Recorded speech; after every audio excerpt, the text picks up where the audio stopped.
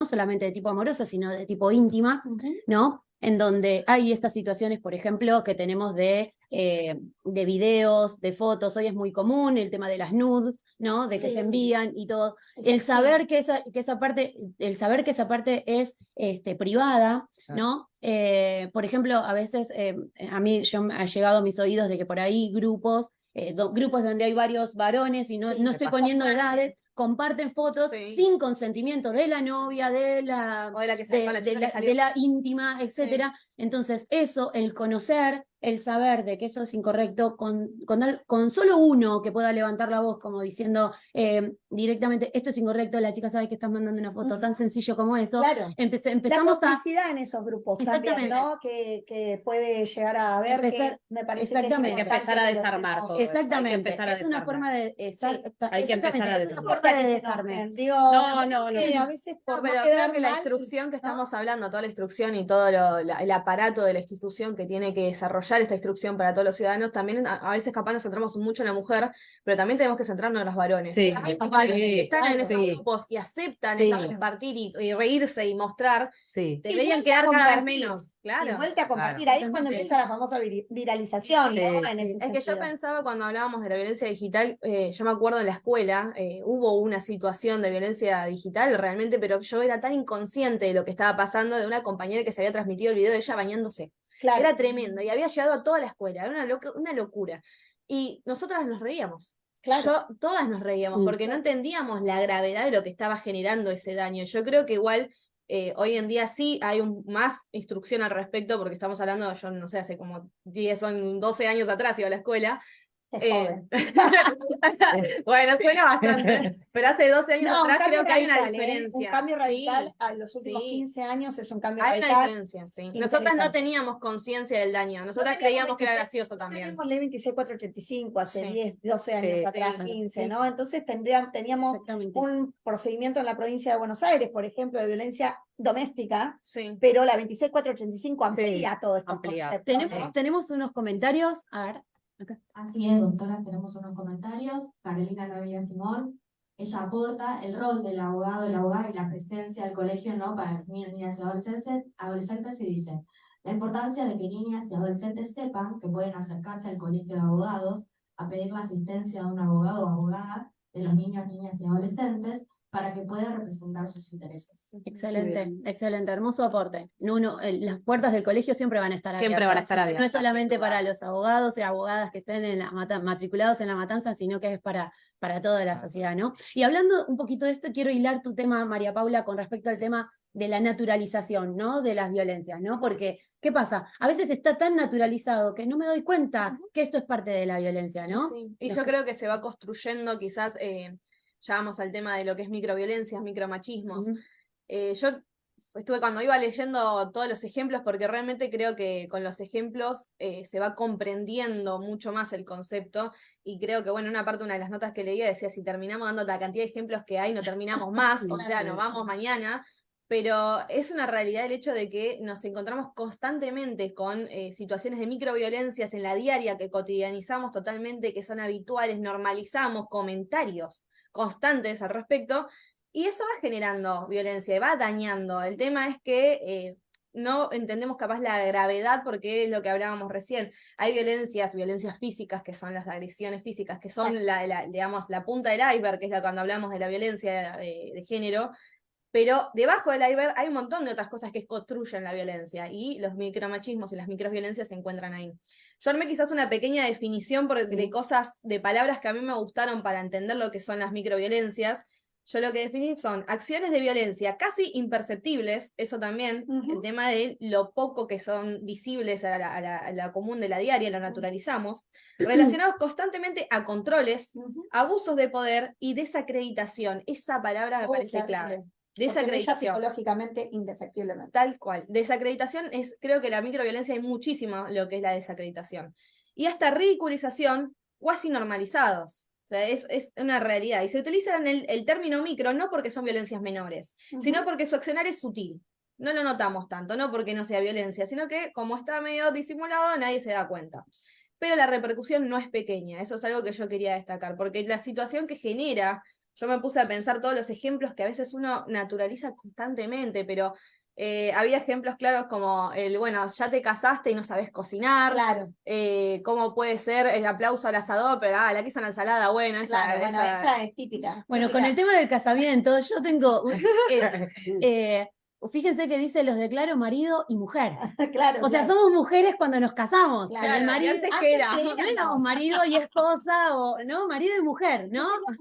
Bueno, ¿Qué era antes? Explícame. Era una cosa. Pero uno dice, pero esto es algo sutil, pero es parte de esto que estamos hablando. Algo que a ¿no? mí me parece que como yo creo que por eso digo, yo creo que estamos en una evolución en un montón de conceptos, pero sí hay algo que todavía no logramos sacar, el tema de la ayuda. El marido te ayuda, la pareja te ayuda. En la cuota alimentaria, en la casa, ¿no? Cuando te ayuda con la cuota. ¿Qué más querés? Cuando llega a hacer la consulta por la cuota alimentaria, dice, no, porque ahora ya no puedo sola. Eso es una de las primeras cosas que yo visibilizo, porque perdí el trabajo, por lo que fuera, entonces necesito la ayuda, ¿no? Y esto queda, para mí, sincronizado en la cuestión también de la necesidad. O sea, si no hay una necesidad, no hay derecho a cuota alimentaria. Claro, en realidad, lo mismo con el tema de la ayuda que vos decís, dentro de las tareas, por ejemplo, cotidianas, ¿no? Vemos que un papá que cambia los pañales es un padrazo. Es un padrazo, no, está ejerciendo la paternidad, es una paternidad responsable, nada más. No es una madraza directamente con... No, o sea, yo he escuchado, pero por ahí son cosas hasta altruistas, podría decir, cuando llega la parte de madraza. Pero el padrazo, como porque la mamá que lo lleva a la plaza, estamos la mamá bien. natural es su rol. Y eso es lo que, ese es el tema también de que generan estas microviolencias, ¿no? Encajan a un rol, nos llevan a un rol. Esas microviolencias nos llevan a hacer el rol. Exacto. Rol mamá. Nosotras somos mamá y no todo lo que hacemos es normal. O ama de casa. Es normal, pero el varón que ayuda es maravilloso. Y nosotras somos comunes. No es un adulto responsable y eficiente. No. Y eso yo creo que es tremendo porque yo creo que es algo que todavía no pudimos cambiar generacionalmente. A mí me pasa constantemente que hasta a veces yo digo cosas que digo, ¿qué estoy ¿qué diciendo? estoy haciendo? ¿Qué estoy diciendo? Bueno, pero eso... Es parte de lo que denominamos la deconstrucción. Claro, la deconstrucción. Nosotros estamos todos en un proceso de construcción Sí. constantemente. No porque nosotras 5, 6, ¿cuántas somos? 5. Sí. Estemos acá sentadas con las compañeras y quienes están escuchando, ay, nosotras ya no. No, nosotras también naturalizamos esto y repetimos y estigmatizamos y estereotipamos. Sí. Y con respecto a los niños, ¿no? Por ejemplo, el hecho de, ay, corres como una nena. Llorar no es de los niños. Claro, los nenes no lloran, Claro. ¿no? O corres como una... Esto de jugás a la pelota como las nenas. Voy a ir a un ejemplo anterior. ¿No? El famoso, no es Baby Shower, el otro que está de moda ahora, que es la bengala azul y la revelación de género. La revelación de género siempre es heterosexuada, ¿no? Es una nena o un varón, no es verde. Claro. No lo había pensado. No es naranja, ¿no? Sí. O sea, ese niño o ese Seguimos trayendo este binario. Celeste rojo. Claro. Antes de que se convierta en persona, ¿no? Tal cual. Antes del nacimiento que se convierta en persona. Ya naciste con el color celeste en la ya lo camiseta. definimos, Claro. tal cual. Es que el uso de colores Bueno, es parte de las entonces, microviolencias, digo, ¿no? El acá uso de vemos, colores. A mí me pasó está esto, determinado, son sí. cosas de las construcciones, como digo, de generaciones diferentes. Mi papá era una persona muy grande, mi mamá es una persona grande, hay diferencias grandes etarias. Y ella tiene la construcción de otra generación totalmente. Sí, sí. Y ella me vestía de rosa, pero al Obvio. nivel de pared rosa, cortina rosa, Partida cama rosa. rosa, todo rosa. Y yo en un momento a los, no sé si 14, dije, quiero la belleza de celeste. No, pero el Claro. celeste es un color de varón. No, hoy en día mi color favorito es el celeste. O sea, celeste. Y mi mamá miraba, no, porque no es rosa. Lo que pasa es que los colores no tienen género. No es color con género. Pero a eso voy que quizás esas cosas son inconscientes, son naturalizadas, son habituales, son constantes. Son constantes. Y ni hablar de los insultos, ¿no? No, Los insultos claro. están todos dirigidos hacia la mujer. Hija de puta. Todos de La dirigidos cosa hacia la de mujer. tu madre. Claro. Son todos Total. dirigidos Nunca hacia la mujer. escuché, no sé, el escroto Y de no tu porque padre. quiero que, claro, y no porque uno quiere que insulten a los varones, no, pero voy a, Claro. voy a- No, no es tan voy a la despectivo. dirección, ¿no? A la direccionalidad, ¿no? De que Sí. nosotras estamos ahí. Y bueno, y hay un concepto que ya está hace un tiempo en boga, que es el macho explica, ¿no? Ah, El no, mansplaining. Mansplaining. El mansplaining, ¿no? El macho explica, ¿Cómo ¿no? Que molesta cuando hombres explican situaciones. Yo he visto hombres explicando ciclos menstruales cuando hay doctoras especializadas sentadas en la misma mesa. Y uno dice, bueno, hermoso lo que decís, pero bueno, vamos a dejar que hable la que sepa. La que menstrua al menos. Creo que sé un poco más que vos en eso, Entonces, pero... Por lo menos lo ha vivido. Bueno, pero esto a nivel trabajo, todo lo que tiene que ver con lo laboral, esto se ve muchísimo. ¿Por qué? ¿Qué pasa? Siempre el hombre está en situaciones de poder, situaciones de dirección. Bueno, vamos a hablarlo un poquito eso con el tiene techo, que ver con el techo de cristal. del techo de cristal que nos va a traer Analía. Antes de que pasemos a ese tema, quiero, con el nice planning, 2 minutitos. Sí. Es tan así que uno visualiza quienes han dado charlas en estos días al respecto de la violencia de género, y hay muchos varones en los paneles. Yo no estoy diciendo con esto de que los varones no deban de construirse. A mí me parece genial, alguien lo puso por ahí en el chat, hay que construir nuevas masculinidades. Sí. Totalmente. Lo que estoy diciendo es que ojo al piojo, porque a veces las mujeres aplaudimos a alguien que nos viene a decir qué es la violencia de género, que escriben libros, que están en todos los paneles, ¿sí? Cuando hay un montón, no digo que nos llamen a nosotras, digo, llamen a mujeres que están especializadas en este sentido, porque son formas de que apropiarse de nuestras temáticas y de nuestras luchas y seguir estando en la academia, porque en todas partes surge esto que va a hablar ella, el techo de cristal, ¿sí? En la academia también. Que para apropiarse de esos espacios y para seguir estando vigentes en la academia hegemónicamente. Bien. Antes, doctora, tenemos un par de comentarios. Sí.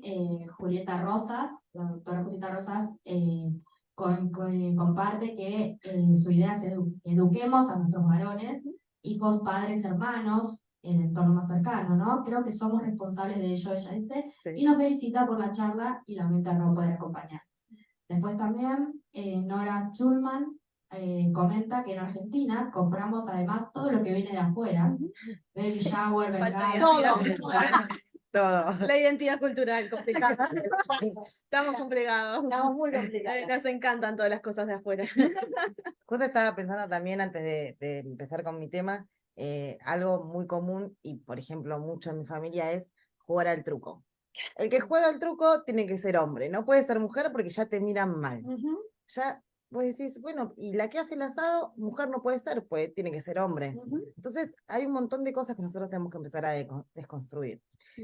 Para reivindicar el grupo femenino de fútbol de La Matanza, ¿no? Claro, por favor. Conectando, ¿no? Estuve con ellas acompañándolas en los partidos. Increíble, las chicas, una gana, vamos, una energía, una fuerza. De hecho, me invitaron a jugar, pero no. No me animé, pero muy bien, la felicito. Sí, claro, ahí está. Así que hay un proceso de construcción. Hay que empezar. No sé los varones, pero sí sé que ellas. Los varones también, los más jóvenes. Es que les digo, justo cuando me estaban al día, voy a decir una intimidad del señor que se encuentra allá. Nosotros estamos casadas, pero bueno, yo tenía un padre que era el asador profesional. Yo lo miraba, toda la vida lo miraba. A mí nunca me enseñó. A mí nunca me dijo, che, se hace de esta forma. Claro, a mi hermano sí, a mí no. Obvio. Pero yo siempre estaba parada al lado mirando, siempre compartiendo con él. Cuando él falleció, la primera vez que hice un asado lo hice yo. Y me salió exactamente igual. Claro. Y le transmití a él cómo se hacía el fuego, porque él no lo sabía hacer. Y a mí me sale, soy una gaucha, soy literal una gaucha. La vemos a la doctora Con seguridad, y te hago un asado en una playa, en una parrilla, y no uso ni secador de pelo, ni aceite, ni trucos raros, hago las cosas bien. A lo Malman, bien. Bueno.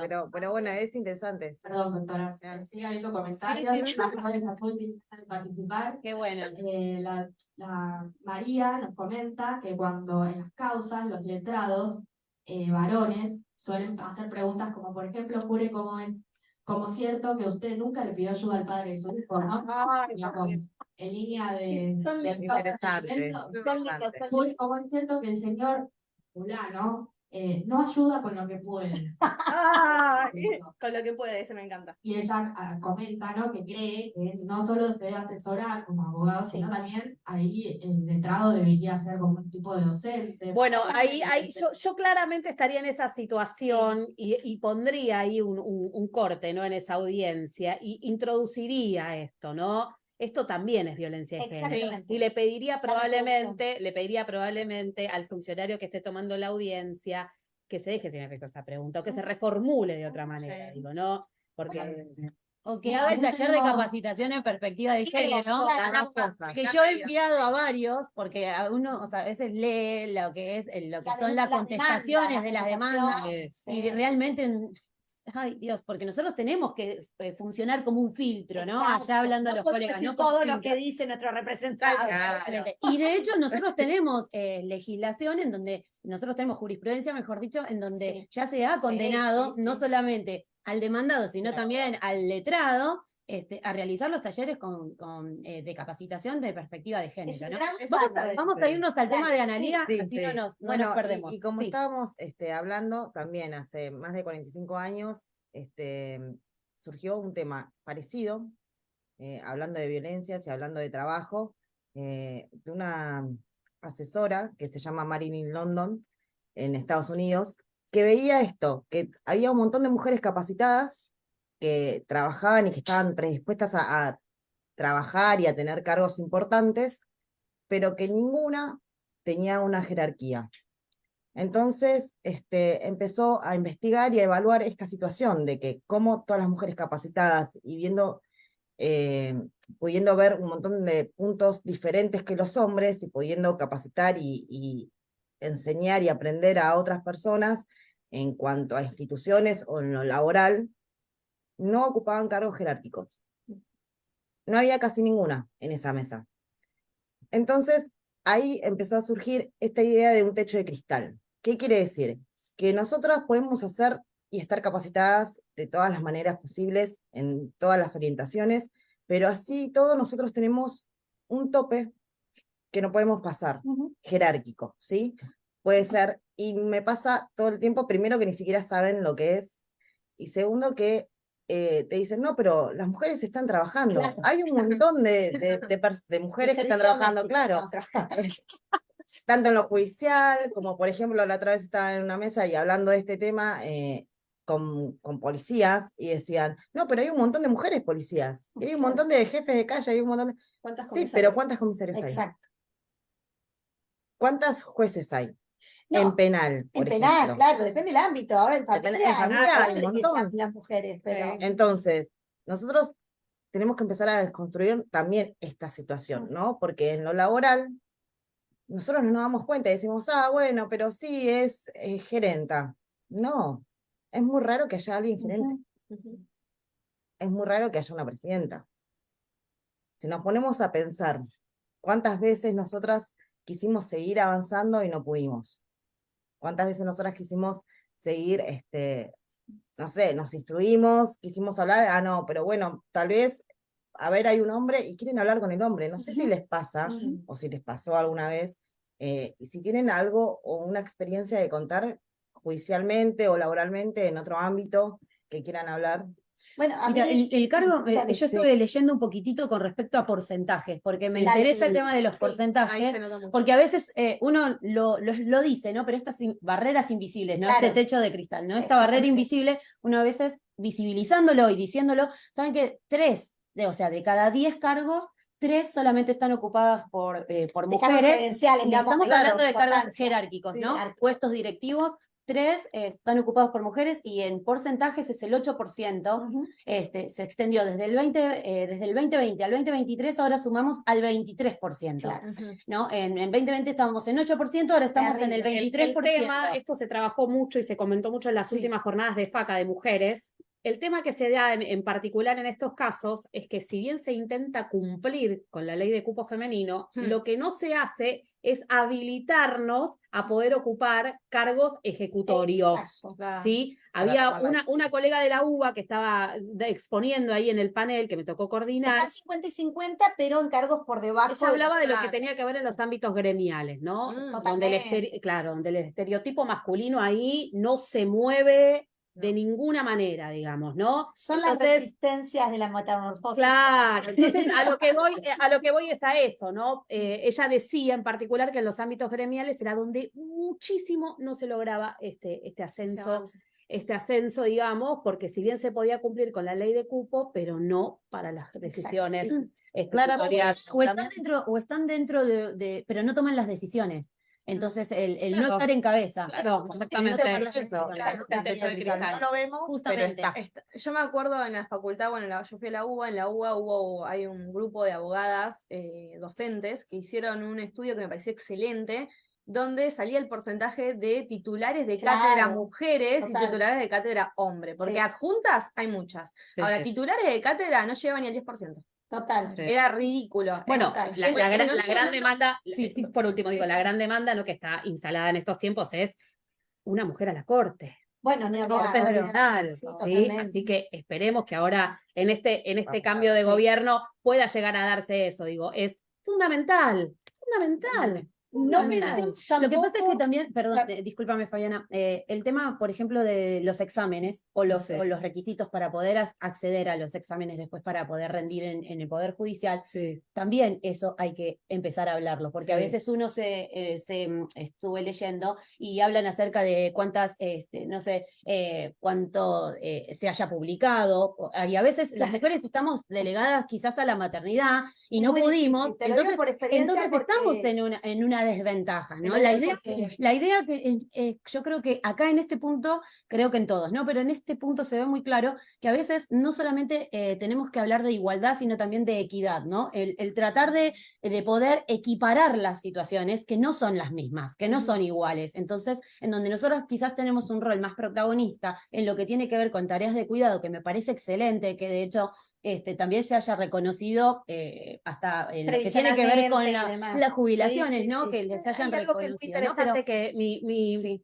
en el Colegio de Abogados de Capital, no sé si tuvieron la oportunidad, la vicepresidenta del colegio, la doctora Trota, está trabajando en un proyecto respecto de las licencias por maternidad para las abogadas. Eso es fundamental, digo, porque a ver... Pero con algún apoyo económico, digamos. Probablemente para las abogadas que trabajamos solas, como en mi caso, que yo no tengo socio ni nada, digo, tenemos que salir a buscar un colega, un backup que nos cubra, que obviamente existen y demás, pero digo, a lo que voy es que también... Pero siguen trabajando. Exactamente. Entonces, bueno, digo, es por ahí, ¿no? Digo, en ese ámbito también. Pero creo que ahí también eso va enlazado a por qué se está cuestionando tanto la maternidad en esta generación. Claro. Porque estamos planteando el tener hijos, nosotras no tenemos hijos, y decimos, ¿por qué? Claro. Porque si no se me cae todo mi construcción profesional. Es que anteriormente, ahora ya espero que no, y no sé qué dirá el público que está escuchando, pero antes se preguntaba cuando vos ibas a un trabajo y te decían, ¿vos tenés idea de tener familia? ¿Vos estás pensando en tener familia? Contar esa experiencia. En el año 2015 yo accedí a una beca para el Ministerio Público de la Defensa y Fiscal. En ese momento estaba Gil Carbó a cargo, era para hacer una especialización en magistratura, y era una beca, entonces hacían una entrevista, ¿no? Claro. Y yo tuve esa entrevista. Yo tengo 4 hijos, ¿no? Mi hija más chica en ese momento tenía 1 año. Y quien me tomó la entrevista, que resultó ser un gran amigo mío, y creo que fue porque un poco lo puse en eje con esa entrevista, en un momento me dice, ¿y vos tenés hijos? Y yo no creo que a un varón le hayan preguntado en la entrevista para la beca si tenía hijos. Y yo se lo dije de esta forma. Dudo que a un varón le hayas preguntado si tiene hijos para decidir si otorgás o no das la beca. Digo, eso es el techo de cristal. Sí, ¿no? Sí, exactamente. En esta pregunta ahí está en estos puntos la mentira del acceso. Obviamente hice la especialización porque, bueno, no voy a contar cómo terminó la historia, pero la especialización la hice a tal punto de que la misma persona me convoca a trabajar para la facultad. O sea, para darse cuenta de que en realidad las mujeres tenemos siempre esa condicionalidad. O sea, la pregunta es si tenés hijos o no tenés hijos. Por eso es importante, por eso es importante, Fabiana, visibilizar estas cuestiones y no minimizarlas. No. ¿Por qué? Porque nosotros hemos escuchado en todo este tiempo, bueno, pero los varones también sufren violencia, bueno, ¿se entiende? Claro. Hay violencias hacia la niñez, hay violencias a los ancianos, hay violencias a los varones.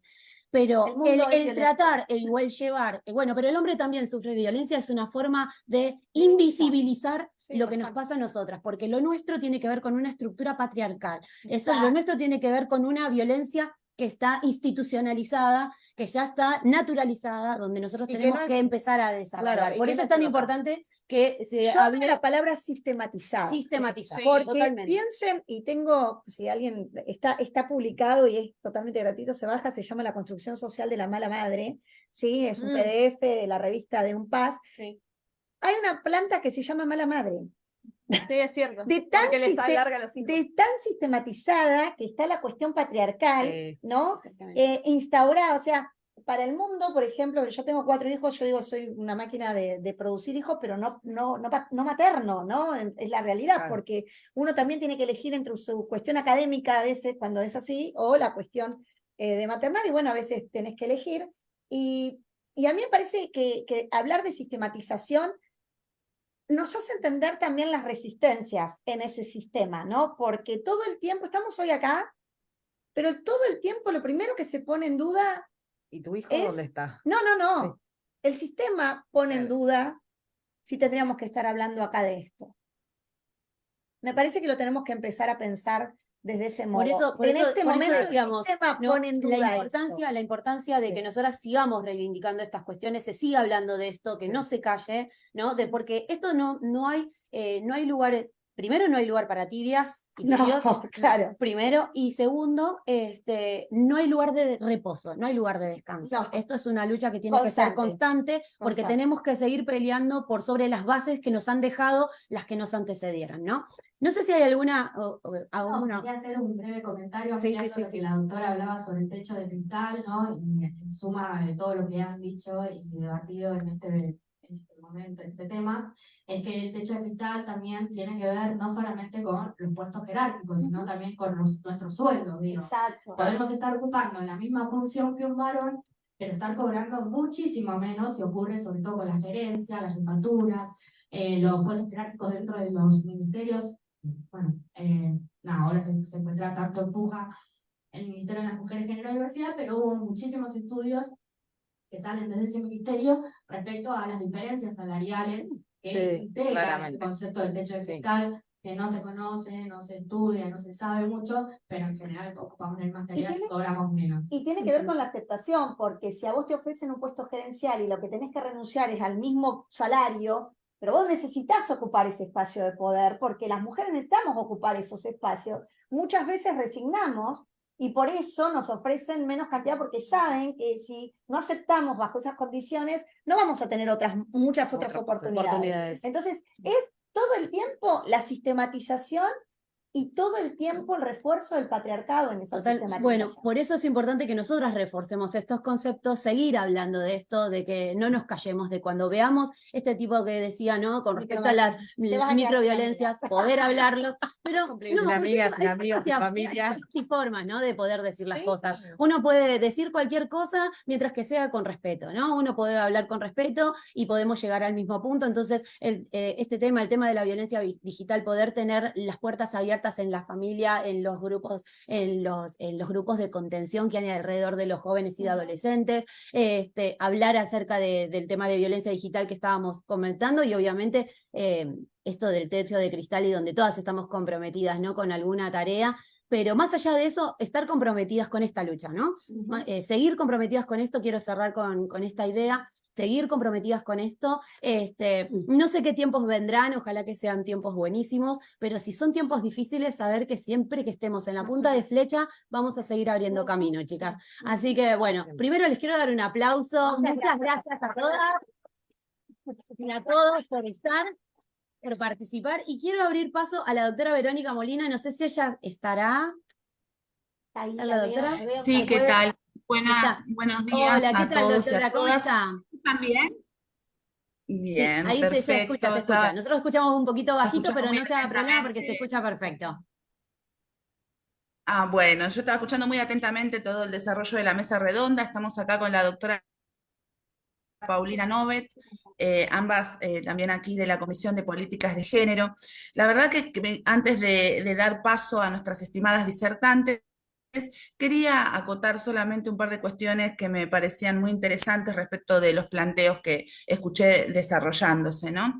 Bueno, uno, el tema de la ley Olimpia, yo creo que me voy a poner un poco optimista. La verdad que a las mujeres todo nos cuesta mucho, pero también es cierto que fuimos como la gota que horada la piedra, haciendo camino al andar. Yo pensaba en términos históricos, ¿no? Como en una línea temporal. En 1999 recién se meritúa la necesidad de instituir el 25 de noviembre. Como bien decían las doctoras, que tiene que ver con la conmemoración por el asesinato de las hermanas Mirabal durante la dictadura de Trujillo en 1960. Nos llevó entonces desde 1960 hasta 1999, casi 4 décadas, entender que era una fecha importante, un mojón importante en la historia de la lucha de las mujeres. Después también escuchaba acerca de la ley Olimpia. Eso me dio ganas de compartir después un pequeño link de una actividad que habíamos hecho durante la pandemia, porque la verdad que durante la pandemia el ámbito académico de nuestro colegio estuvo muy activo, así que estuvimos ahí haciendo una actividad sobre violencia digital. En el momento en que nosotros lo hicimos, anhelábamos una ley Olimpia, pero tuvimos que seguir esperando, a pesar de que las nuevas tecnologías ya se habían instalado y que realmente violentar a una mujer por vías digitales llevó un tiempo en la jurisprudencia nuestra que se entienda como una prosecución de la violencia material que se ejerce fuera de las redes sociales.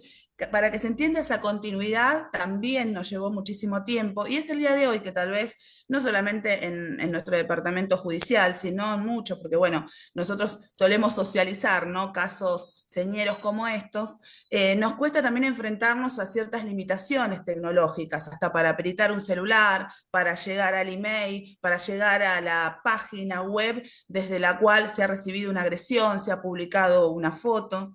Yo creo que vamos haciendo camino al andar, cada vez vamos teniendo una jurisprudencia que se va ayornando a estos nuevos tiempos, pero todo es, y me parece que el verbo de toda la mesa y de lo que vamos a seguir exponiendo, es el verbo lucha, ¿no? A nosotros las mujeres todo nos cuesta un poquito más, a pesar de ser mayoría cuantitativa en el mundo, a pesar de que hemos mostrado credenciales a lo largo de la historia de nuestro compromiso con los procesos sociales, siempre todo nos cuesta un poquito más. Así que, de todas maneras, quería traer un poco una idea de optimismo. No digo que no lo tengamos las presentes, pero creo que a pesar de que los procesos históricos a veces se nos hacen largos, empieza a haber jurisprudencia, empieza a haber doctrina, empieza a haber una ley Olimpia, empieza a haber un reconocimiento de fechas icónicas que tendremos que seguir recordando para que algunas violencias históricas y algunos roles y estereotipados que se nos han asignado desde que el mundo es mundo, empiezan a desterrarse de una vez por todas. Pero bueno, por eso es importante sustentar estos ámbitos, estas jornadas. Y bueno, sin más, voy a dar inicio a las disertaciones. Tenemos hoy a la doctora María Rosa Ávila. La doctora María Rosa Ávila justamente es especialista en nuevas tecnologías, es abogada, es, digamos, una activista feminista de muchos años. Ella, conjuntamente con la licenciada Schulman, a quien luego presentaremos, forman parte de un comité que tiene que ver con niños, niñas y adolescentes, y bueno, ahora se va a explayar acerca de su visión de algunos casos prácticos y algunas interseccionalidades que es importante tener en cuenta. Así que sin más, las dejo con ellas. Bueno, muchas gracias. Es un honor estar acá participando con todas ustedes, colegas, docentes, ¿sí? Profesionales del derecho. Así que bueno, lo que nos moviliza en este día es justamente construir redes, ¿sí? Estamos acá porque realmente consideramos que solas no podemos, ¿sí? Venimos de largos procesos de lucha, como ya se ha dicho acá en el panel, en la mesa, y como lo ha traído también Verónica, y estamos convencidas que solo podemos avanzar en estos procesos con los otros, ¿sí? Incluyendo, digamos, todas las otras instituciones y también estas nuevas masculinidades, ¿no? Incluir a los varones en esta deconstrucción es como la meta para poder lograr la igualdad de género. Entonces, bueno, muchísimas gracias por la invitación y como decía Nora y como decía Verónica, estuvimos escuchando atentamente la mesa anterior, así que saludo a las disertantes. No sé si se ve, ¿estoy compartiendo? ¿Se ve la pantalla? ¿Ahora sí? Sí, pero se ve perfecto, María Rosa. Sí, sí. Gracias. Bueno, estamos acá justamente compartiendo con ustedes, como les decía, con este objetivo, ¿no? De fortalecer redes para erradicar las violencias contra niñas, mujeres y diversidades. Estamos acá en esta articulación que es necesaria entre todos los actores institucionales, entre la sociedad civil, ¿sí? El Comité Argentino de Seguimiento y Aplicación de los Derechos de Niñas, Niños tiene más de 30 años, Nora, la directora ejecutiva, va a hablar de eso en su disertación, pero me parecía importante destacar esto, ¿no? La importancia clave de la articulación de redes. Y por eso aceptamos y es un honor estar en este espacio. Quizá un poco de contexto, ¿no? Como feminista, destacar esto de que, bueno, las demandas de igualdad de género han sido un proceso que el movimiento feminista lo desarrolló, donde, como se dijo en la mesa, se puso el cuerpo en estos espacios, ¿sí? En la movilización, en el impulso a la derogación de leyes que restringían derechos a las mujeres y a otros grupos vulnerabilizados, en poder lograr institucionalizar una agenda de derechos humanos para las mujeres y las niñas. Tanto a nivel internacional como a nivel regional, los movimientos de mujeres participaron, y no solo participaron, influyeron en la construcción también teórica de categorías que posibilitaron repensar los derechos humanos de las mujeres, ¿no? Cuestionar este sistema de derechos humanos que en la práctica nos excluía, nos excluye o nos excluía a las mujeres, a las niñas, a los niños y a otros grupos que son vulnerabilizados, ¿no? Que solo podemos entenderlos desde un marco de interseccionalidad, desde un marco de interculturalidad. Me parece que, bueno, hay una reinterpretación que se logró hacer desde el feminismo, desde una incidencia de líderes feministas a nivel global, ¿sí? Para lograr que en ese proceso de 10 años se aprobara a nivel de Naciones Unidas en 1979 la CEDAW, esa Carta Fundamental de los Derechos de las Mujeres. Me parece que ese es como nuestro faro que ilumina este proceso de avanzar en los derechos de las mujeres y de las niñas, ¿no? Es cierto que hay debates, hay tensiones y hay controversias en relación a los derechos de las mujeres, los derechos de la infancia, de las niñas, de los niños, de los adolescentes, ¿sí? Pero esto me parece que lo vamos a ir conversando, tiene que ver también con estar en una situación de estar como un grupo vulnerabilizado, ¿sí? Desjerarquizado. En este sentido me parece importante, como ya se dijo en la mesa, como ya se dijo en el debate anterior de las colegas y de las especialistas que disertaron, y de la presidenta de las instituciones del CALM, a lo largo de todo el siglo XIX, como dice Dora Barrancos, el patriarcado se solidificó. Entonces partimos de una estructura en la vida de las mujeres que hizo ese techo de cristal. Ahora es de cristal, era de cemento. Digo, como decía Verónica, seamos optimistas. Bueno, rompimos estructuras sumamente rígidas y eso también lo llevamos en el cuerpo, ¿no? Porque seguramente no ha sido gratuito. Me parece que, bueno, es importante tener en cuenta todo lo logrado, como se dijo en el panel anterior, el tema de la ley que regula, la ley Olimpia en Argentina, que regula todo el tema de la violencia digital, y también todo el proceso de lucha, porque me parece que eso nos da un contexto de cómo se han logrado los avances en Argentina, en la región y a nivel global. Me parece que tenemos que estar orgullosas.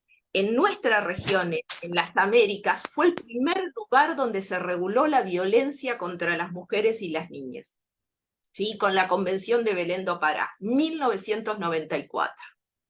No había una regulación específica, una convención, un tratado como tenemos en el mundo, así regulado. Además, esa regulación tuvo como factor, digamos, paradigmático, responsabilizar al Estado por lo que pasaba en el espacio privado con la vida de las mujeres, con la violencia que sufrían las mujeres. ¿Sí? Y bueno, fue un largo proceso, pero en este sentido rescatar el labor que venimos haciendo todas las mujeres, las activistas, las defensoras, las abogadas, para tratar de avanzar en los derechos de las mujeres y que hemos dejado mojones, hemos logrado avances, aun cuando no es suficiente. Como ya se dijo, estamos hoy celebrando un día de conmemoración y de lucha. Y estamos en mitad, por eso me puse esta remera naranja, ¿sí?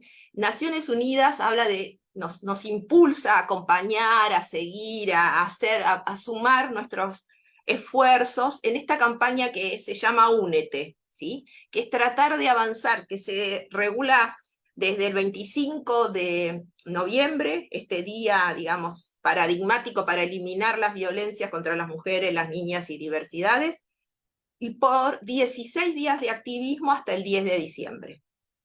Bueno, la campaña trata de incrementar los avances hasta 2030.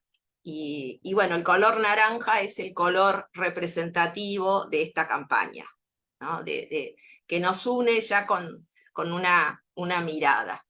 Con una mirada, digamos, hacia nuestro horizonte, ¿no? Porque estamos hablando de construir sociedades de igualdad real, ¿no? Estamos hablando de construir sociedades del cuidado. No sé cuánto tiempo voy, pero bueno, ¿qué me gustaría dejar acá en claro? ¿Cuál es la agenda del feminismo hoy, ¿no? Una de las cuestiones, yo traje una. ¿Qué nos interesa? La sociedad del cuidado. Si me preguntan hoy, hay muchos temas, yo elegí este, ¿sí? La sociedad del cuidado. Me parece que esa agenda es la agenda que el movimiento feminista en su diversidad, en su pluralidad, le puede ofrecer hoy a la política, a las instituciones, ¿sí? A las universidades, ¿sí? Porque cuando hablaban de los déficits de colegas y demás que tienen capacitaciones, que tienen que adecuarse y demás, que hay espacios para lograr un avance, las universidades también tienen que poner, digamos, un énfasis en esto, ¿no? Y acá hay una cuestión pendiente muy relevante. ¿Cómo hacemos para avanzar hasta a estas sociedades del cuidado? ¿Sí? Estas sociedades del cuidado que estoy siguiendo a CEPAL, tienen que tener en cuenta nuestro modo de vida interdependiente, la corresponsabilidad para lograr la sociedad del cuidado entre el Estado, el mercado, la comunidad, las familias, nosotras, las instituciones, la abogacía, la academia, ¿sí? Esta sociedad del cuidado tiene que ver con el autocuidado, cómo me cuido para poder cuidar a otra, a otro, con el cuidado entre sí de las personas, con el cuidado de quienes cuidan, ¿sí? Y con el cuidado del planeta. No podemos pensar el cuidado por fuera del contexto, ¿no? De un espacio sostenible y sustentable. Y en ese entramado está la potencia de ir construyendo mayor autonomía de las mujeres para lograr la igualdad de género. Entonces hay como tres principios: ecodependencia, interdependencia, corresponsabilidad. Acá las tareas de cuidado no son, digamos, un aspecto que solo tiene que cargar sobre las mujeres, sino que tenemos que tener una corresponsabilidad entre el Estado, entre el mercado, las comunidades, la familia, las nuevas masculinidades, y dejar de tener esta sobrecarga solo sobre nuestros hombros.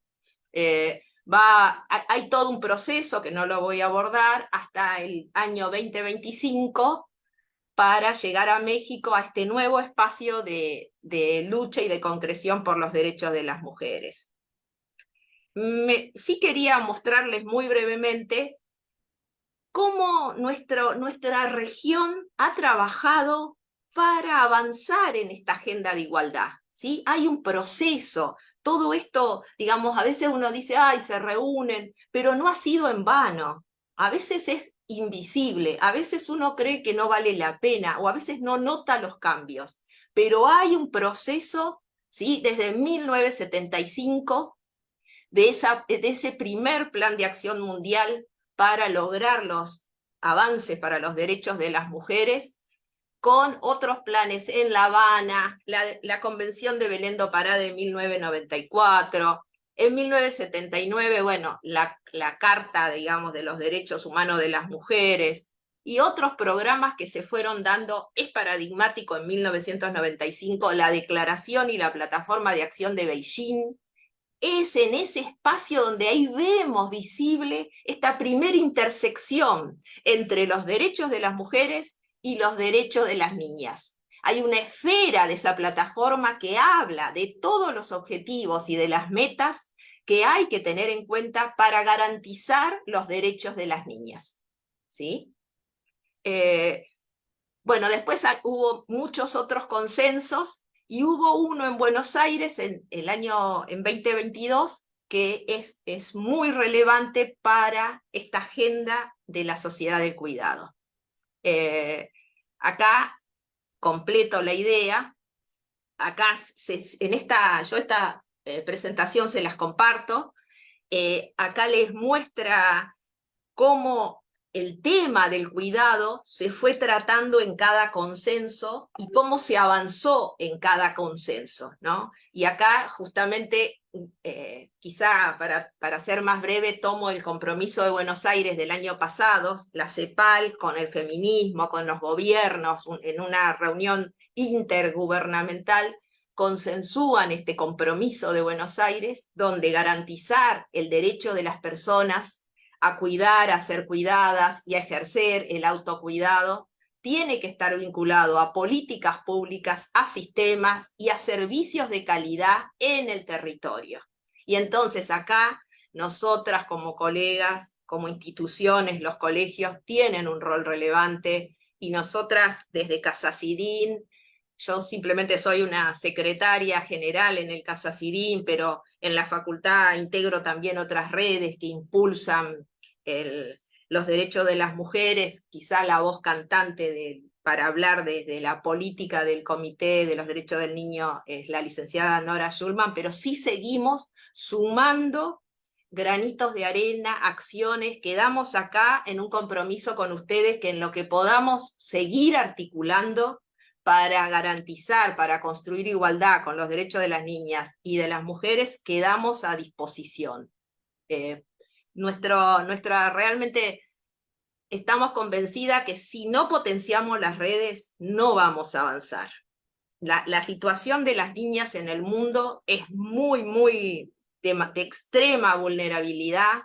A nivel mundial hay 132 millones de niñas que no van a la escuela. No se ha logrado ni siquiera la paridad de género en el 66% de los países en relación a la educación primaria, ni hablar de los temas de educación secundaria o superior, solo en el 25%. Hay diversas barreras. En ese sentido, nuestro comité ha hecho avances en relación a niñas poderosas. La licenciada Nora Schulman le va a contar de esos proyectos en los que estuvimos trabajando. No sé si ya estoy más o menos cerca de mi tiempo.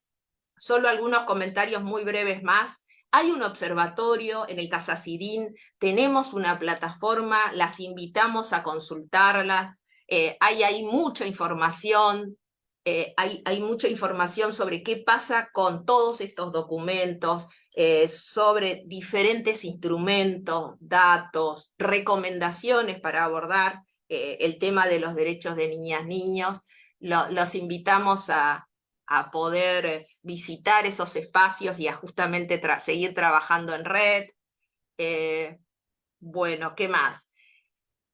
Bueno, acá les dejo también en la presentación algunas cuestiones que hemos trabajado con la licenciada Nora Schulman, donde hay reflexiones quizá más extensas, más profundas sobre esta agenda que tenemos que construir en común con todas y todos ustedes. Tenemos muchos desafíos. Acá les dejo, esta es una excelente conferencia, avanzamos en la observación general 39, avanzamos en una mirada, en un paraguas específico para las mujeres de comunidades indígenas, ¿sí? Esta observación es muy relevante, quedamos abiertas a quizá tocar este tema en otra oportunidad, es muy importante que la conozcan. Acá les dejo un video con la presentación que se hizo. Tuvo mucha fuerza toda la lucha de las mujeres de comunidades indígenas de Guatemala y de nuestra región para que se logre esa observación que las proteja. ¿Qué más? Acá les dejo el manual, ¿sí? Un manual que hicimos con la importancia de la interseccionalidad entre la CIN y la CEDAW, ¿sí? Ahí hay diferentes modos de cómo pensar la transversalización de género. Acá es una campaña que hicimos desde la iniciativa Spotlight. Yo integro el grupo de referentes de la iniciativa Spotlight que está hace 5 años trabajando en Argentina para erradicar las violencias contra mujeres, niñas y diversidades. Hicimos una campaña con interseccionalidad, son 5 videos, se los súper recomiendo, acá puse uno. Quizá para cerrar y darle la palabra a Nora, acá dejé 2 videos que también les recomiendo. El de Tenemos privilegios por ser varones, para mujeres y varones, les recomiendo, es 1 minuto, ¿sí? Les recomiendo verlos, pero me gustaría cerrar esta presentación con un video de un niño, ¿no? Que está hablando de estas masculinidades plurales, ¿no? Este horizonte, hacia dónde vamos, cómo construimos, y dar la voz a las niñas, a los niños, y escuchar su punto de vista, romper el adultocentrismo, que también tenemos que deconstruir. Tenemos que deconstruir el patriarcado, tenemos que deconstruir el androcentrismo, el sexismo, en las instituciones, en las teorías, pero también el adultocentrismo, para lograr esa interseccionalidad, tenemos que deconstruir el adultocentrismo. Y entonces, en ese sentido, me gustaría mostrarles este video, que también es parte de la campaña de iniciativa Spotlight. Es solo 1 minuto. Si me dicen si se escucha bien. Si no, trato, a ver. Queridos grandes, ¿Se escucha? ¿Se escucha bien? Ah, ok. Sí, se escucha bien, doctora. Perfecto, perfecto. queridos grandes, escribo para pedirles algunas cosas para cuando yo sea grande. No me digan que los varones no lloran. Mejor pregúntenme por qué lloro. Si paso por al lado de una chica, no me alienten a decirle algo. ¿Por qué hay que incomodarla? No elijan ustedes mi juego. Déjenme elegir con qué jugar. Enséñenme a defenderme sin tener que ser violento. Enséñenme a lavar los platos y a cocinar, porque eso siempre lo hace mamá. Déjenme elegir qué películas ver. ¿Por qué lo traen a mi hermano? Que le gustan el amor y los musicales. No me obliguen a jugar a la pelota. No sé nada de fútbol, ni tampoco me gusta. Déjenme elegir quién ser y cómo ser. ¿Y de quién enamorarme? Siempre me preguntaron qué quería hacer cuando sea grande. Ahora lo sé. Quiero ser feliz. Sacarnos la mochila del machismo es dar un paso hacia una vida libre de violencias y desigualdad. Vivamos sin mochilas.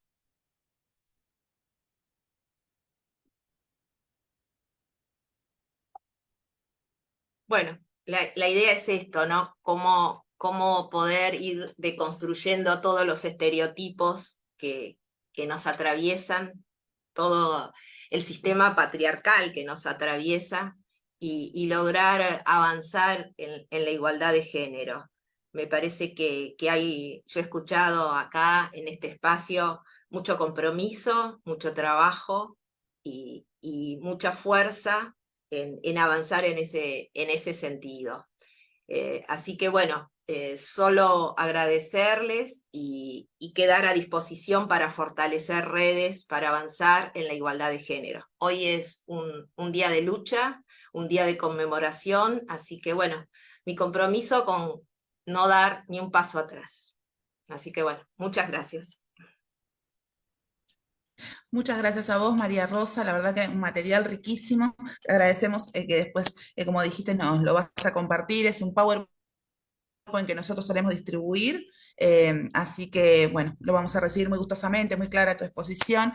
Muchísimas gracias por todo tu aporte, tu experiencia.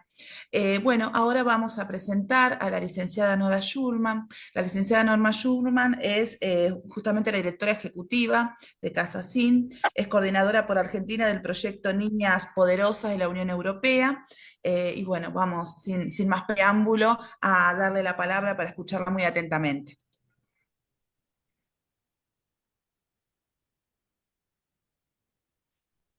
¿Se puede desmutear, licenciada?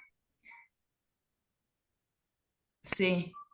Ahora sí. Bueno, buenos días a Ahí todas está, y todos. perfecto. Yo también de naranja, para acompañar a María Rosa, pero además por otra cosa. Este año se hizo el Campeonato Mundial de Fútbol Femenino.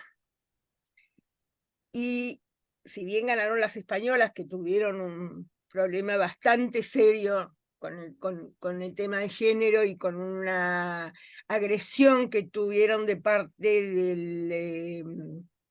del director técnico del equipo, que tuvo casi un ataque sexual contra la jovencita, y la chica se ofendió muchísimo, con justa razón, pero independientemente de esto, con lo cual reforzamos, digamos, la idea de la que estuvo hablando todo el panel, del tema del machismo y de que se puede hacer cualquier cosa con las mujeres, porque total, él dice que fue un acto de cariño y de felicidad porque habían ganado, y en realidad fue una agresión de tipo sexual. Pero en las que salieron segundas fueron las Matildas. Yo tuve oportunidad de hacer un viaje ahora a Australia, y provocaron un furor en toda la sociedad australiana, las Matildas con sus remeras naranjas, donde hasta los varones usan las remeras naranjas de las Matildas, y se habían agotado. Quiere decir que hay como empezando a abrir la cabeza sobre determinadas cuestiones, ¿no? Y me parece que esto es interesante partir desde el principio. Bueno, yo les presento a nuestra institución, no sé si algunos lo conocen o no. Nosotros somos un colectivo de organizaciones, tenemos 23 organizaciones adentro, una red muy amplia, no solo en Argentina, sino también latinoamericana y caribeña. Es decir, pertenecemos a dos organizaciones muy importantes, una que es Tejiendo Redes de Infancia, que tiene sede en México, y que hemos desarrollado un proyecto dentro del cual está el de Niñas Poderosas, que ya les voy a contar, y también a otra red internacional que se llama ECPAT, que es contra la explotación sexual de niños, niñas y adolescentes. Es una institución que tiene muchísimos años, y nosotros hace como 20 años que pertenecemos. Entonces, en ECPAT se está trabajando mucho el tema de violencia digital contra las niñas. En un tiempo, ECPAT empezó en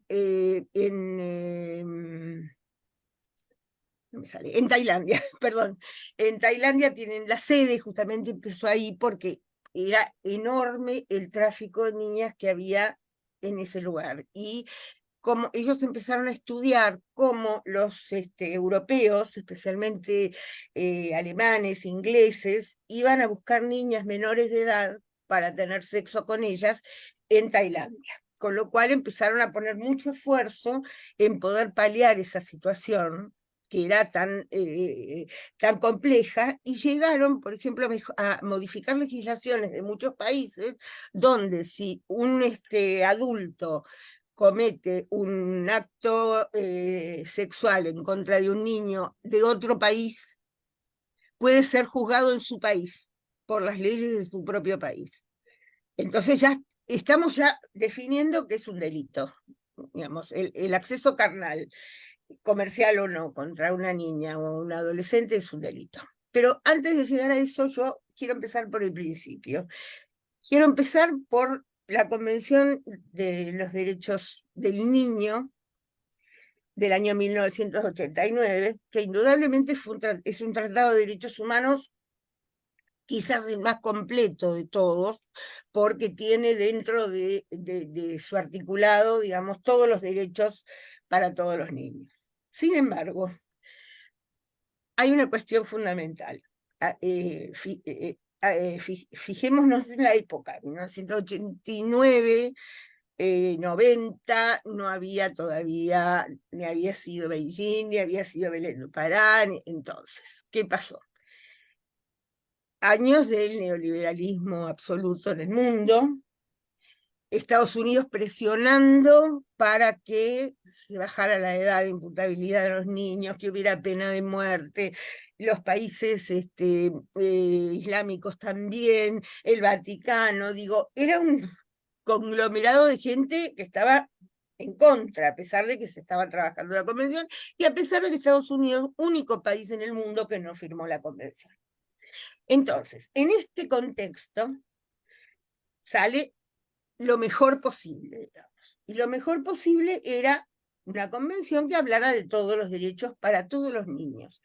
Y cada articulado de la convención lo que habla es de todo niño, ¿no?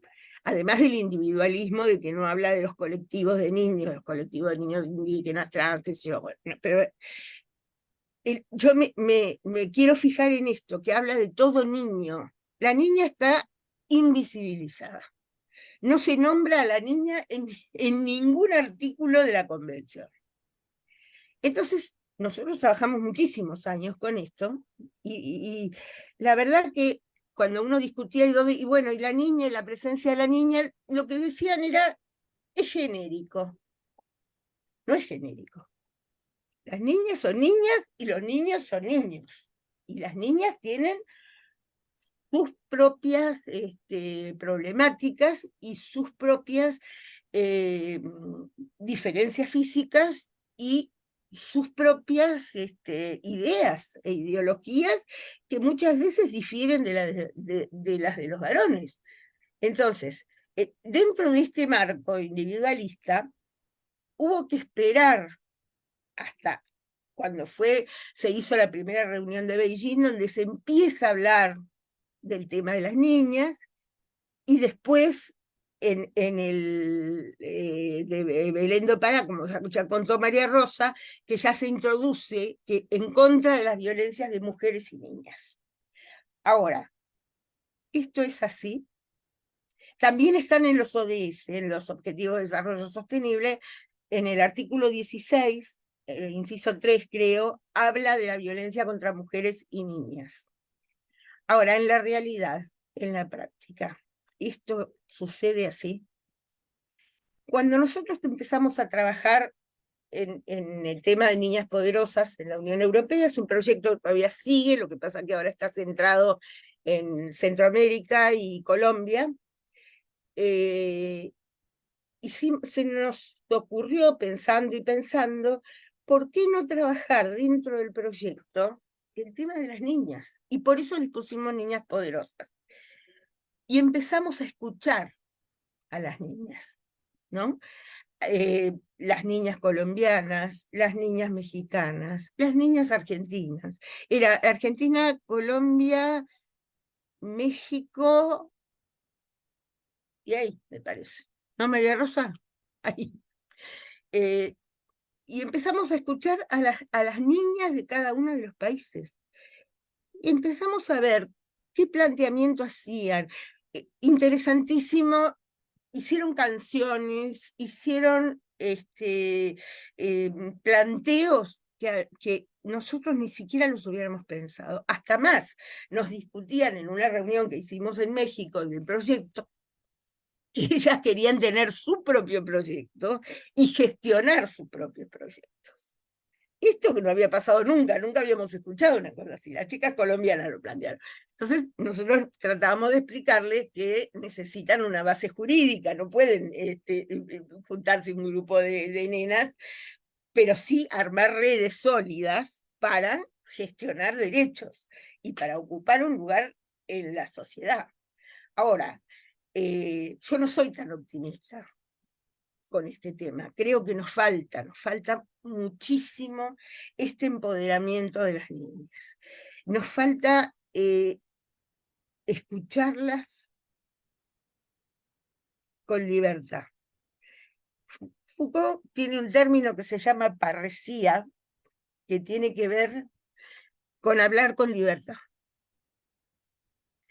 ¿Pueden las niñas hablar con libertad en los ámbitos en los que ellas transitan?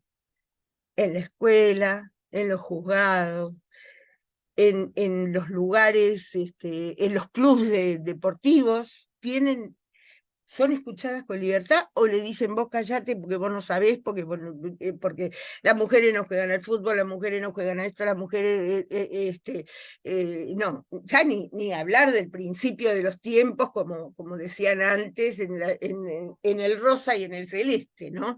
Insistir en estas cuestiones que todavía, si uno entra a una juguetería, yo ya no entro porque tengo hijos y nietos grandes, entra a una juguetería, va a ver los juguetes de nenas y los juguetes de varones, separados. Entonces, me parece que esto es interesante, esto de poder hablar con libertad, pero escuchar con libertad. Y además una cosa fundamental, que es creerles. En términos de violencia, las niñas, los niños también, pero las niñas especialmente, no les creen. No les creen que han sido víctimas de abuso, no les creen que han sufrido ataques sexuales, violaciones. Más, cuando María Rosa hablaba de lo cultural, yo me acuerdo que han acuñado un término que para mí es horrible, que se llama el chineo. ¿No?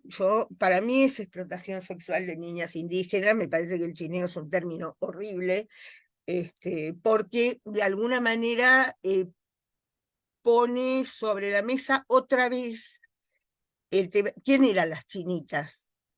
Eran las chicas que iban a trabajar a las casas de la ciudad, del pueblo, o venían a Buenos Aires, y eran explotadas y abusadas por sus patrones, la mayoría de las veces, y en el caso de las comunidades indígenas, por los propios integrantes, los caciques o los que manejaban las comunidades, que hablaban de lo que se llamaba en ese momento el derecho de pernada, es decir,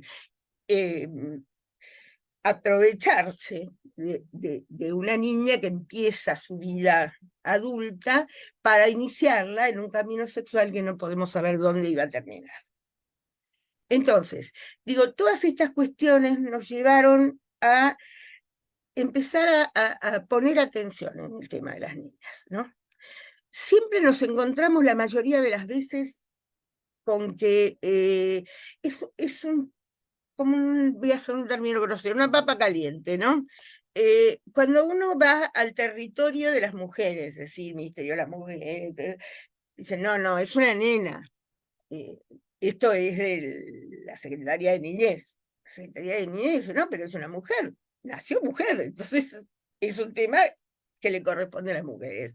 En definitiva, quedan en el medio, atrapadas en una situación en la que no hay políticas públicas para las niñas específicamente, no hay lugares donde se de reunión de adolescentes, no hay redes de adolescentes mujeres que defiendan sus derechos, es decir, o están incluidas dentro de las redes feministas de las grandes, que tampoco las escuchan, lamentablemente, o están en la misma situación, distinta, no es la misma, en distinta situación con respecto a los varones cuando se constituyen redes de niños y niñas y adolescentes.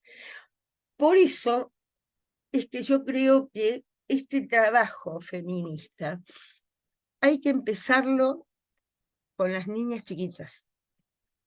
A veces me dicen que estoy loca, estoy un poco loca, pero en relación a esto, cuando a mí me dice, bueno, y ahora todos, digamos, todos esos movimientos antiderechos horribles que hay, donde martirizan de alguna manera a las niñas, y estos movimientos están constituidos por mujeres, fundamentalmente por mujeres, por jueces y juezas, por médicos, médicas y obstetras, y por autoridades. Cuando una chiquita va, y esto tiene bastante que ver con lo que yo hablaba antes de los abusos en las nenas más chiquitas que provienen de un abuso y quedan embarazadas, estoy hablando de nenas, no de adolescentes, nenas 9, 10, 11 años, que no saben lo que les pasó, sin estar preparadas sus cuerpos para albergar un bebé, y sin querer tenerlos. Y les voy a ejemplificar con un caso muy conocido que hubo en Tucumán, donde había una chiquita de 10 o 11 años, no me acuerdo, que vino con su mamá a hacerse un aborto a un hospital de Tucumán. Lo judicializaron, cosa que no se debía hacer porque ya estaba la ley aprobada, y ahí empezó un largo proceso para esta pobre criatura, donde vino hasta el ministro de Salud a convencerla de que tuviera ese hijo, y ese hijo ya estaba adjudicado, es decir, ya sabían a quién se lo iban a dar. Y la nena lo único que decía es, quiero que me saquen esta porquería que tengo, que me metió el viejo, así, tal cual, que era su abuelo. Bueno, conclusión. Pasó el tiempo de realizar un aborto en buenas condiciones, y la buena voluntad, porque fue nada más que eso, de un médico y su mujer, que era también médica del hospital, no lograron hacerle un aborto, pero le pudieron hacer una cesárea a la nena, con lo cual su cicatriz la va a llevar toda la vida de la cesárea. Por supuesto, el chiquito murió, porque no estaba desarrollado lo suficiente. Y a ver, ¿quién le repara a esa nena el desgaste psíquico y el desgaste físico que tuvo ante esa situación? Bueno, de estas tenemos montones. Y no nos podemos olvidar que esto es un delito. Esto no es una cuestión del feminismo, es un delito. El abuso sexual y la violencia sexual en general, la explotación sexual, es un delito. Y yo decía que hay que empezar trabajando con las nenas. Cuando dice, ¿qué le van a enseñar relaciones sexuales a las nenas? No, le vamos a enseñar simplemente el cuidado de su cuerpo. Que hay partes que no se tocan. Esto hay un videito que también se los voy a pasar, no ahora, de una nena española, muy interesante, que le habla al papá. Y entonces le cuenta, en sus palabras, que por ejemplo, que los lugares donde está la ropa no se pueden tocar. Abajo de la ropa no se puede tocar. No se pueden tocar sus partes íntimas. Si no le quieren dar un beso a alguien de familia o de no familia, no tienen por qué darlo. Ese es el cuidado que uno tiene que empezar a trabajar desde las niñitas más chiquitas. Y si ustedes supieran, cuando uno da ESI en los colegios, en otros lugares, cómo surgen situaciones de abuso y cómo las nenas cuentan, como no sabían lo que les pasó, y al ponerle nombre y apellido a sus partes íntimas, empiezan a decir, pero a mí me pasó tal cosa, a mí me pasó tal otra. Coincido con una de las doctoras que habló antes, que dijo que, o yo le entendí, que no hay suficientes lugares de atención, digamos. Esto adolecemos de una falla terrible en nuestro sistema, digamos, de protección integral de derechos, porque hay muchas bocas de entrada, hay, no sé, montones de bocas de entrada. Lo que no hay es lugares de asistencia. Cuando una nena fue abusada y va a pedir un turno a un hospital público, le dice, y tengo turno para dentro de 2 meses. Y durante esos 2 meses, ¿qué pasa? ¿Qué hacemos con esa nena? Sí, lo ideal es sacarlo al abusador, por supuesto, y meterlo preso. Ahora, no se animan.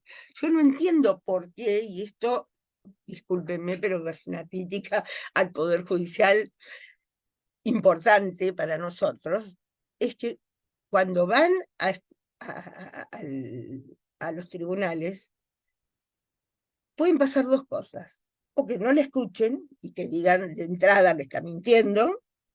No, ¿cómo te va a pasar eso? ¿Quién te dijo? ¿Tu papá, tu abuelo?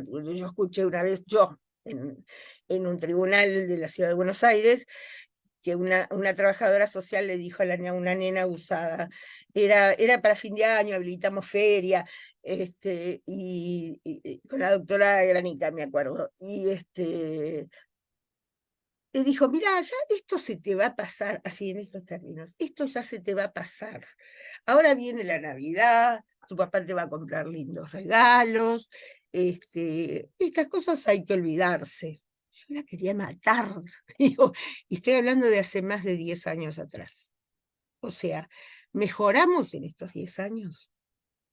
Sí, mejoramos en algunas cosas, pero no mejoramos en este cambio de cabeza, especialmente en los poderes públicos y en el Poder Judicial, donde las mismas mujeres juezas son violadoras de derechos.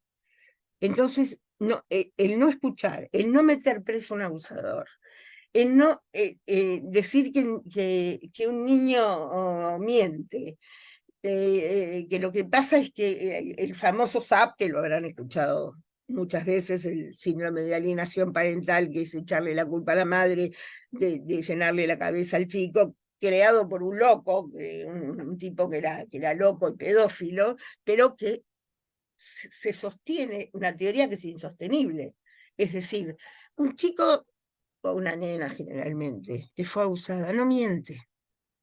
El lenguaje adultizado, sexualizado, el señalar lo que le pasó, dónde la tocaron. La cámara Gesell, que es tomada por una persona que ella no conoce y no le tiene confianza. Por eso nosotros cuando hablamos de los abogados del niño, y muchos de ustedes son abogados del niño, lo que decimos es que tiene que ser su abogado de confianza. El niño o la niña tiene que tener confianza en su abogado para poder contarle y para que su abogado la defienda de la mejor manera posible. Hemos escuchado aberraciones, es decir, abogados del niño que defienden a los abusadores, escuchamos de todo, pero sí pensamos que la figura del niño, la figura del abogado del niño, es una figura fundamental para defender los derechos de los niños, niñas y adolescentes. Y es fundamental por esto que yo digo, por la confianza. Y bueno, y después podemos seguir hablando, no sé, un montón de tiempo sobre estas cuestiones, pero me parece que hay que pensar que en los términos de niñez no son solamente los varones, que hay niñas y que las niñas tienen sus particularidades. Los varones no se embarazan, los varones no menstruan, los varones no tienen un montón de situaciones por las que pasan las niñas, si bien hay aumentado el número de abusos sexuales en varones, especialmente en instituciones religiosas o colegios, pero en general son las niñas las que son más víctimas de todo tipo de violencias, ¿no? Y las mujeres, por supuesto, ahora se está hablando mucho de la discusión de la ley de violencia vicaria, y todavía no sale, hay mucho por hacer todavía. Ojalá podamos hacerlo y podamos seguir constituyendo redes con la academia, con los colegios profesionales de todo tipo, porque todos los profesionales que intervenimos en las relaciones niños-adultos tenemos que tener esta mirada de niñeces, porque hay niñeces ahora de varios tipos, no es un niño solo ni una niña sola, sino que hay niñeces. Y fomentar, que ya de hecho, por ejemplo, en la Defensoría Nacional lo están haciendo, las redes de niños y de niñas, donde puedan juntarse, y esto les enseña, digamos, a trabajar con otro, con el otro o con la otra, de poder compartir una cantidad de cosas, y además escuchar sus proyectos, sus propuestas, porque los chicos tienen, además de tener una imaginación impresionante, tienen mucho para dar. Nosotros incorporamos ahora, y con esto voy a cerrar, incorporamos un tema que tiene que ver con el ambiente, con el medio ambiente. ¿Por qué? Porque un grupo de jóvenes y de adolescentes vinieron a ofrecernos, ellos tienen una organización que trabaja medio ambiente, ahora lo llaman ambiente. Y la preocupación de ellos, que no era nuestra preocupación, o al menos de gente de nuestra edad, que es cierto, estábamos preocupados por otra cosa, ahora ellos tienen una conciencia y una preocupación ambiental que también es digna de ser escuchada, ¿no? Ustedes van a ver que los chicos no tiran papeles al suelo, digo, desde lo más sencillo, ¿no? No tiran botellas, no tiran nada, y cuando ven algo, un pucho en la playa, lo levantan. Hay una conciencia ambiental que está empezando. Esta misma conciencia ambiental hay que transmitirla a esta conciencia acerca de las niñas, porque las niñas, no nos olvidemos que las niñas son mujeres, nacen mujeres, salvo algunas cuestiones particulares, ¿no? Pero en general son mujeres y tienen los problemas de las mujeres. Entonces, me parece que todos estos movimientos que estamos haciendo, mezclándonos con las niñas mexicanas, con las niñas argentinas, las niñas colombianas, las niñas de Centroamérica, es una gran red de niñas. Tejiendo Redes tiene una red que se llama, no me acuerdo, La Voz de los Niños o algo así. Y es maravilloso ver cómo entre ellos van trabajando con sus metodologías a través del rap, a través de las redes, a través de distintas cosas que nosotros no conocíamos, pero que tenemos que ayornarnos, pero darles el lugar a ellos. El tema de la participación es un término muy bastardeado, tantos años se habla de participación. Hablamos de participación real, concreta, donde esta participación sea ser escuchados, ser tenidos en cuenta en todos los ámbitos, como dice la Convención, donde los niños y las niñas, agregamos nosotros, transitan. Cuando logremos eso, no sé si yo lo voy a ver, pero a lo mejor mis nietas lo van a ver, vamos a ir un poco para adelante, cambiar la conciencia machista, los machirulos, como lo llaman, lograr que no acosen a las niñas, lograr que no las descalifiquen, que puedan llegar adultas sin problemas en su estudio, que puedan ejercer su profesión con libertad, que no les pregunten a las mujeres si tienen hijos o no tienen hijos. Todas estas cuestiones que ya fueron planteadas, me parece que con eso vamos a ir logrando de a poquito un cambio feminista en nuestra sociedad tan conservadora. Acá termino, no sé si quieren preguntar algo, o me parece que nada más que termino con un agradecimiento por la escucha y por habernos dado un lugar en la academia. Somos nosotros de la academia también, tanto María Rosa como yo, pero trabajamos mucho en territorio también. Entonces, esto de que la academia se involucre y los colegios profesionales para nosotros es sumamente importante, ¿no? Trabajar ya con los profesionales ya formados y que tienen criterios como tienen ustedes, porque eso es lo único que va a cambiar esta sociedad patriarcal y machista. Muchísimas gracias por todo y por habernos escuchado y darnos la posibilidad de conectarnos, y a disposición de ustedes para lo que quieran y necesiten, y nos llaman y nos consultan. Gracias. Estamos muy agradecidas, Nora, por haberte escuchado. La verdad que nos llevamos un montón de experiencia y de tarea para el hogar, ¿no? Porque esto es un camino, nada hay concluido, al contrario, hay mucho, por no decir todo, por hacer. Así que bueno, seguiremos allí en ese camino, agradeciendo enormemente el que hayas estado, también a María Rosa. La verdad que a nosotros nos honra la presencia de ustedes. Agradecemos también a los colegas que se acercaron esta mañana. Hay un vivo en Facebook por el cual también hay otros colegas que han estado allí participando, digamos, como se dice en términos tecnológicos actuales, ¿no? Conectados, me gusteando online, viendo todo esto. Así que bueno, hemos tenido una doble vía de escucha, además de las colegas que están en forma presencial en el Colegio de Abogados, ¿no?